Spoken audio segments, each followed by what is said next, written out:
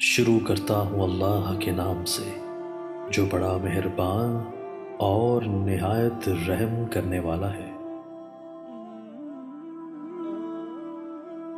عائشہ رضی اللہ تعالیٰ عنہا سے مرفوع مروی ہے کہ اے عائشہ، تمہاری قوم مجھے سب سے جلد ملے گی۔ جب آپ بیٹھ گئے تو میں نے کہا، اے اللہ کے رسول، اللہ تعالیٰ مجھے آپ پر قربان کرے۔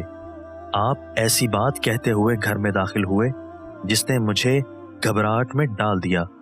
آپ نے فرمایا، وہ کیا بات ہے؟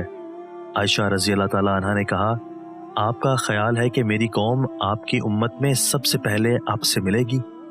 آپ نے فرمایا، ہاں۔ عائشہ رضی اللہ تعالیٰ عنہا نے کہا، یہ کس وجہ سے؟ آپ صلی اللہ علیہ وآلہ وسلم نے فرمایا، خواہشات انہیں شیریں محسوس ہوں گی اور ان کی امت کے لوگ ان پر حسد کریں گے۔ میں نے کہا، اس کے بعد کیسے لوگ ہوں گے یا ان سے متصل؟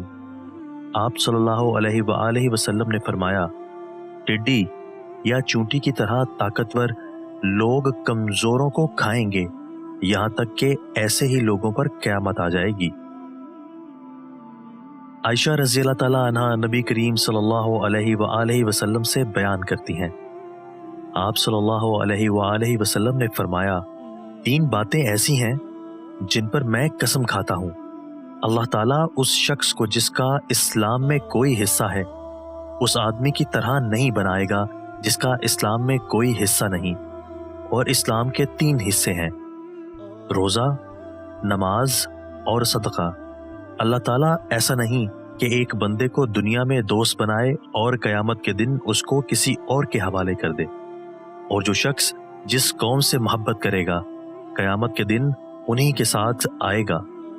اور چوتھی بات، اگر میں اس پر قسم اٹھا لوں تو مجھے اس بات کا ڈر نہیں کہ میں گناہ گار ہو جاؤں گا، وہ یہ ہے کہ اللہ تعالیٰ جس بندے پر دنیا میں پردہ ڈالے رکھتا ہے تو قیامت کے دن بھی اس پر پردہ ڈالے گا۔ دوستو، اللہ تعالیٰ ہمیں ان احادیث مبارکہ پر عمل کرنے اور اپنی زندگیوں کو سنوارنے کی توفیق عطا فرمائے۔